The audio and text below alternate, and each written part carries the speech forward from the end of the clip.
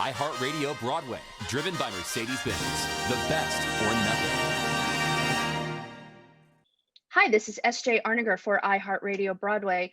Today, I am joined by Tony and Grammy Award-winning artist Leslie Odom Jr., where we talk about his fourth studio album called The Christmas Album, released November 6th, and I guarantee it's the joy we're all looking for right now. Leslie, thank you so much for joining iHeartRadio Broadway today. My pleasure. Thank you for having me. Before we get into the album, which I just told you separately, I adore, I just want to check in. How have you been during quarantine? How's your family? How have you guys been managing during all of this? Thank you for asking. Um, as good as can be, we're doing as well as can be expected under the circumstances. People have had it a lot harder than us, but it's challenging.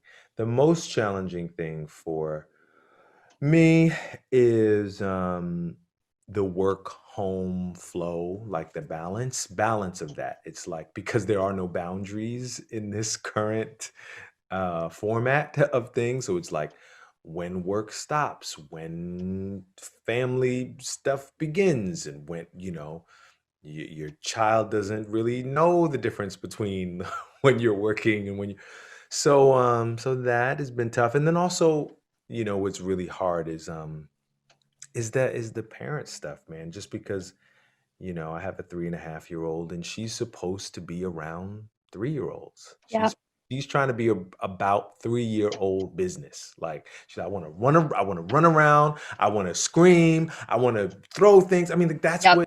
that's what they do. That's what they're supposed to be doing. So it's every now and again it's tough for me, you know, as I watch her, I would just worry about that stuff, as all parents are, as most of us are worrying. But I comfort myself, my wife and I comfort ourselves with the fact that like that she's gonna have this in common with all the kids of her generation. So hmm they they'll find their way And together. I also feel as a 39-year-old adult woman, I'm used to being around people. So not being around people, I think for all of us, has just been so completely difficult. It's tough. It's tough. Yeah, we're living through something. We are living through something. It happens every 100 years, right? Yeah. So let's talk about something positive. Let's talk about this Christmas album, That is the please. That was the point of it. It was like, just trying to imagine what people might be in need of this particular holiday season. We just tried to, you know, make something. At the end of the day, I wanted it to feel like a bunch of things, but more than anything, I hoped that this album would feel like a gift. Well, I will say, like, I'm kind of speechless because when I listened to it, I was very blessed to get an advance copy and I put it on. I'm a Christmas music snob. I love the classics, and it's super hard when a new artist creates an album because you're like, it's Christmas music. Like, how is this going to be different? But even your first Christmas album, which was beautiful, but this takes it to a completely different level between the collaborations and the single Snow. It's a banger. It is so much fun to listen to. So, how was it creating an album during quarantine, especially a Christmas album? Yeah, that had its own unique challenges, but I imagined that it was gonna be what everybody was feeling, that dissonance this December. Um, it's like, there's people that have lost people.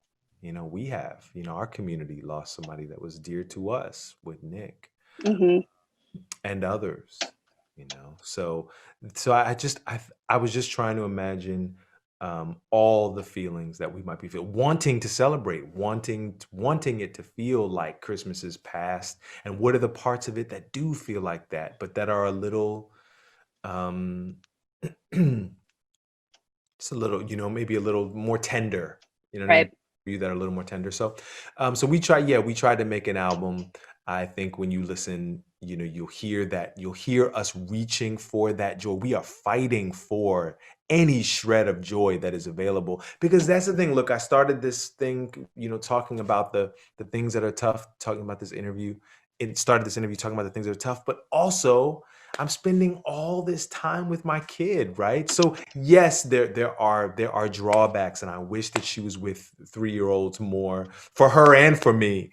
But it is such precious time that we're spending together. I haven't been home from my kid this many nights in a row, this many mornings in a row, her whole life. Yeah. I've never made her breakfast and made her dinner this many nights in a row. That's special. I read her a story. We read her, books every single night. So it's reaching for the light, clinging to any shred of joy that is available to you right now, and also making room for those tender spots. We do Old Lang Syne, and Which is glorious. thank you. The simplicity of it with just the guitar, it sounds very much like an old school radio single, like kind of like 40s, 50s almost. But then there is that modern twist to it. And it's just in its simplicity, just absolutely gorgeous. I was absolutely thinking of all the people, at the turn of this new year, the people that are going to be looking back um, at the people who are no longer here, who were here Mhm. last New Year's, but aren't here this New Year's. Um, but yeah, after making Mister, we spent all this time. Everybody told me, if you make an original album, Leslie, you cannot just expect it to find its way to people. You have to tour a record. You have to you have to really, really give an album like 9 months, 10 months after you release it to Right. embed it, to really get it injected into the consciousness, if it's going to even do that at all. So we've been planning for that for like a year, and then we do 2 dates of the tour and it gets canceled. So while we couldn't tour that album that I made that I love so much, what we could do was get the band back together and kind of um, build on the foundation that we'd laid making Mister. So I Right. got the same collaborators back together. That's how we were able to. We essentially recorded this Christmas album in like 3.5 weeks. Um, Really. yeah, we were only able to do that because we spent almost a year making Mister. So Hmm. still we just put Mister out. So we were still warm. So when it comes to being in the studio during COVID, Right. what were some of the rules and restrictions that you had to really face when it came to recording this album? Yeah. Well, we were learning as we went. We learned a lot. My wife and I learned a lot. We shot a TV show for Freeform, called Love in the Time of Corona. That at the time when we shot that series, we were the largest production happening in LA at the time. And so Right. we learned from that production. We learned that you could keep people in silos, and that there was a company that we found that would come and kind of, they fog a space, and it kills the virus bacteria in the air. You just can't come in for like a half hour, but it's a plant-based solution. So between that and also obviously regularly getting tested, Hmm. washing hands, staying apart, we felt confident that I could go back to the studio, which, making Mister for so long had become my second home, or the office, and that's what we did. We regularly got the place fogged, and we wore masks while we were in the studio together. I couldn't wear a mask in the booth, but yeah, we just regularly did that, and thank goodness, that stuff worked. We were able to, as I said, we were together for every day for about 3.5 weeks, and knock on everything, nobody left our Well, bubble. the amazing news is the album's fantastic. It comes out on November 6th. I want to talk about the collaborations on the album because you have Cynthia Revo, your wife Nicolette is on the album. I Before we talk about the women on the album with you, I want to talk about the youth choir for Little Drummer Boy. I went through a whole YouTube spiral watching their videos. They are absolutely incredible. So can you talk about working with them? It was uh, I mean, they're well known, for what they do. I think in the States, people would recognize them from America's Got Talent, or they Hmm. shows here. Um, and my manager, Joseph, Joseph Abate, we've been collaborating together and making these projects for almost a decade now. And he and I dream these things up together, and Joseph really delivers. Somehow he found the the arranger for this choir in South Africa. He reached out to her and she loved the idea, and we did it all, virtually. They sent us, we sent them our arrange what we thought would be the arrangement of this song, and they sent us back something that was so glorious that we had to go back in the studio and add to our arrangement to make it something more fitting, because they just sent us Yeah. something so majestic and um just glorious, way more beautiful than we could have hoped. It is one of the most beautiful renditions of Little Drummer Boy I've ever heard. Just the modern take on it, because that song, I mean, everyone does it almost the same, I would say. I So thought this, a friend of mine was like, he gave me the most wonderful backhanded compliment about that song. Bro, nobody likes that song. Look, let's just be honest. Goes, nobody likes that song. I love your version, so yeah, I'll take that. I will actually tell you, my mother hates that song with a fiery passion, and I played it for her, and she was like, "Oh, well, I like that version." Yes. So total convert with my mother. Yes. Yeah, I love that version. They wanted maybe that song to be a single, but I think we're going to do some video content with the choir, some, remotely we'll do some video content with them. This is, yeah, a special tune. So I want to talk about Winter Song. It was Yes. originally on the first album, Hmm. and then you turned it into a duet on the second album with the amazing Cynthia Erivo. So you guys have worked together so well. Did it just become a natural thing to say, "Hey, let's do this duet"? We actually had Cynthia, you might have been there. Cynthia did that. Remember she did that concert with Shoshana at the Apollo, what, like 2 years Yes. ago? The Yes. holiday show that they did at the Apollo. And I sang this with Cynthia then.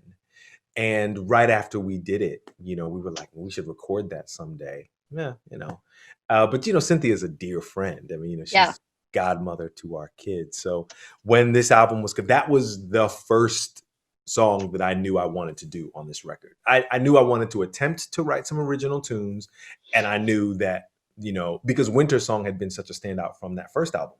Um, Wasn't a single from that album, but over the years, next to Hamilton, I have to tell you, over the years, the thing that I hear the most about right after Hamilton is my Christmas album.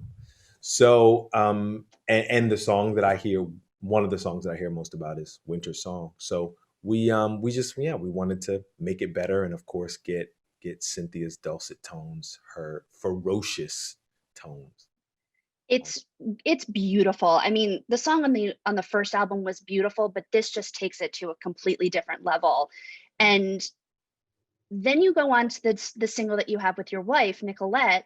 Yeah. It's such a surprising addition to the album. So I'm curious what the decision was to include that song, the duet on the album. Hmm. Well, our family, we've got this big, beautiful family. Since marrying into this family, my experience of God and faith has grown. I'll say, just like it's made me realize how big God is. We try to put God in a box so often, but this big, beautiful family, we celebrate so many traditions. Nicolette's mother is Jewish. Hmm. So I've spent 12 years now celebrating all of my holidays, my high holy days as a Christian, and also adding Yom Kippur and the Passover and Hanukkah.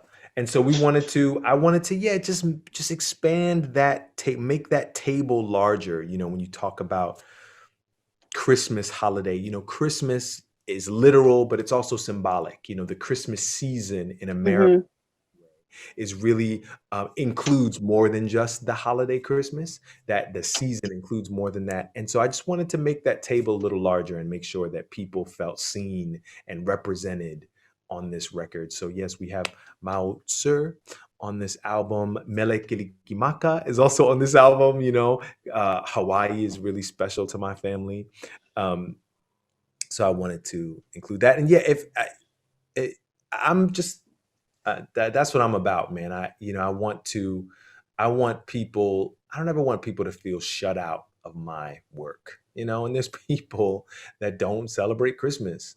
Yep. Uh, so I do, I do, and it's very special to me. But I know that at this time, in America, that's those 3 weeks between Christmas and New Year's. That's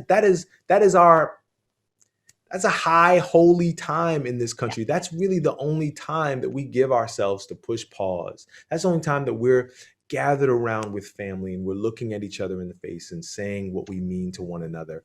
I think subconsciously that was one of the reasons, that was how this came to my mind to record this album, because being on lockdown with my family, the only thing I could compare it to, it felt very different inside, but the literal sensation of it, like, this is what we do around the holidays. The only time we allow ourselves to do this, 3 weeks, a month at a time, Hmm.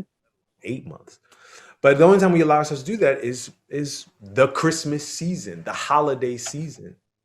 Well, and I also feel like, again, going back to the sentiment of needing joy and needing something with a light around it right now. And that's what this album really gives you. And again, I just applaud you, because the first time I listened to it, I sat here just with such a huge smile on my face.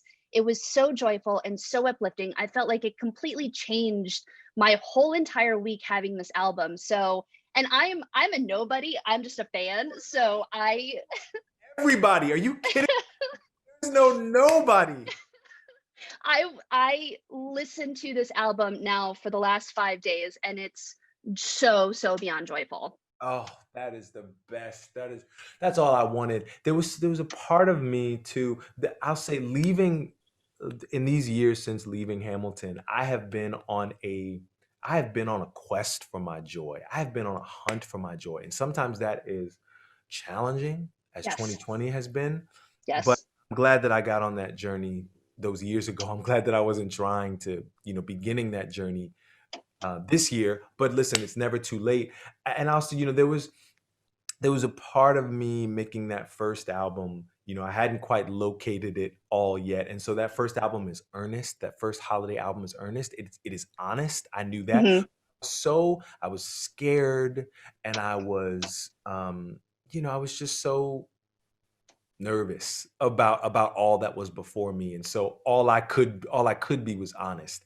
It took me a while it took me a couple albums, a couple projects to realize that I could be honest and vulnerable and big and make myself look ridiculous if possible, that I could do all those things. And so we marshaled our resources on this album. And yes, joy is I'm so happy that you hear that, because I feel, It's and I wanted you to feel it. it's on every single track on the album, and literally, album comes out November 6th. I guarantee you will be obsessed with this Christmas album. It has turned into one of my favorite Christmas albums.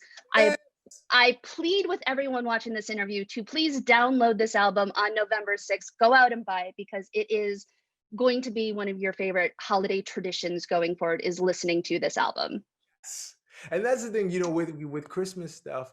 Um, you want it to be, you hope that any part of what you put out can become a part of people's holiday tradition. Yes. Part of what we love about Christmas and the holidays is that it connects us to our childhood. We're repeating our favorite things, and you know, yeah. So I would love that if some of this makes it onto your annual holiday playlist. I'd love that. Well, it's on mine already. So you have one convert already on the list. So there you go. I need to ask you about a couple upcoming projects besides this album. You have a couple of movies coming out. You've got the new HBO series that's coming out. That's the prequel to The Sopranos. Just talk about some of the movies and TV projects you're working on. That's actually a feature. So that's gonna be yeah, it's gonna be out in whatever movie theaters look like at early next year, like March, April. David Chase has written a film about the life of young Tony, and Michael Gandolfini, James Gandolfini's son, plays young Tony. Oh, I thought it was a TV series. It's an actual feature film. Feature film. And Wow. that show, for that group of people, was it was more than just a TV series, as you can imagine. Michael remembers crawling into Tony and Carmela's bed on the set, while he was there visiting his dad, and Yeah. taking naps on the set in their bed and stuff. So it was a really special thing for him to step into his dad's shoes. And obviously David Chase. David Chase wants to honor the legacy of that show and of those characters and deliver something special for the audience. So look out for that. The movie's called Newark. And then film that I'm so excited about, Regina King, the phenomenon Regina King, her directorial debut comes to theaters, limited theaters, on Christmas Day. The movie's called One Night in Miami, and it comes to Amazon Prime top of next year. It's about it was based on a play. Kent Powers had written this beautiful play that he then adapted for our movie screens, and it looks at Cassius Clay, 1964, his first heavyweight championship bout with Sonny Liston. Nobody expected Cassius to win this fight except Yep. us, of course. And he goes down and pulls this thing off, and because there's no victory party planned, he spends the evening hanging out in a hotel room with three of his closest pals, who just happen to be Malcolm X, Jim Brown, and Sam Cooke. I played Sam Cooke in this movie, and I saw it at a drive-in just 2 weeks ago, and it is a very special movie. I just feel so honored to be a part of it. I can't wait to watch it. The trailer is up on iHeartRadioBroadway.com right now, so you can check out the trailer there. I do have one Hamilton question for you. With the cultural phenomenon that Hamilton has become, I just had Jasmine Cephas Jones on the show last week talking about her new EP. So good. I'm Love it. it's And it's so good. it's so good, and I can't believe she never considered herself a writer, because it is a phenomenal EP. Really is. And I saw her do a little like the release concert, a small little release concert out here in LA. And there were maybe 100 of us in the room. And I've known Jasmine now for years. My favorite performance I've ever seen her do in that It little. she did a special 2 or 3 song performance for us that she recorded in a studio. It's so good, and it's so different and unique. Seeing her, it's so unique, it's so Jasmine, and seeing her in that context, it's just I'm proud. I am like, I get chills as a fan, Yeah, it's like I just seeing an artist like take wings, you know what I yeah. mean? Flight is just a special thing. Well, the question I asked her about, the not really the legacy of Hamilton, it was more watching this new generation be able to experience Hamilton because of Disney Plus. Yeah. And as a father, as someone from the cast, as just a human being, what has it meant to you to see this new generation be able to experience musical theater for the first time, that may never be able to afford a ticket to a Broadway show, never even get to New York City or a national tour? What has that meant to you personally? Oh, it means everything. Because before I could afford to see Broadway shows, that was the way that I experienced Broadway. I remember, once I went to college and I was studying theater, I would go to the library. This is before YouTube. I would go to the library, and whatever, whether it was Sunday in the Park with George or Pippin, or Hmm. whatever I could get my hands on to witness the things that I was studying in class, anything that was preserved on film or on tape. I was taking that stuff in. Cabaret, I was taking that stuff in. So because I feel like I drank so much from the proverbial well, to get to put a little bit of water back into the well, Hmm. this is something that kids will incorporate into their training. It just becomes a part of them. And I have no doubt in my mind that some young writer is going to write the show someday that makes Hamilton look quaint, that makes Hamilton Yep. look Oklahoma, and everything we did on that stage. They're going to do that and then some. But the fact that they might say something that we did on that stage inspired them to their greatness means means a lot to me and all of us. Well, as a huge fan of yours, it's been amazing to watch your trajectory. I'm so excited that people are going to be able to listen to this Christmas album soon. I know the two singles are out right now. Please go download this album. I guarantee you will not be disappointed. As you can tell, I'm already a huge fan of this album. It comes out November 6th. We can't wait to welcome you back to Broadway whenever that will be in the future, hopefully. But Leslie, thank you so much for joining us today for iHeartRadio Broadway. Thank you for having me. Thank you. We wish you nothing but the best in your family. Appreciate it. You too. iHeartRadio Broadway, driven by Mercedes-Benz. The best or nothing.